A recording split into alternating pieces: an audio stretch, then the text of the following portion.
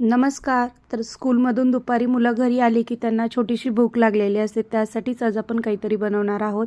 या ठिकाणी बेसन पीठ घेतले, थोडंसं ओवा आणि जिरं घेतले, ते चोळून घातले. त्यामध्ये चवीनुसार मीठ, लाल तिखट, काळा मसाला, हळद, एक बारीक चिरून कांदा, एक चिरलेला बारीक टोमॅटो, कोथिंबीर घातलेले छान असं मिक्स करायचे. अशा पद्धतीचं बॅटर बनवायचं आपल्याला. खूप घट्टही नाही आणि खूप पातळही नाही.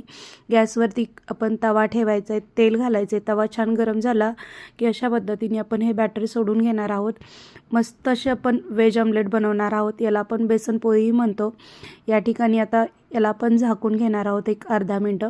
छान असं वाफेवर हे शिजतं. मस्त तेल घालायचे वरून.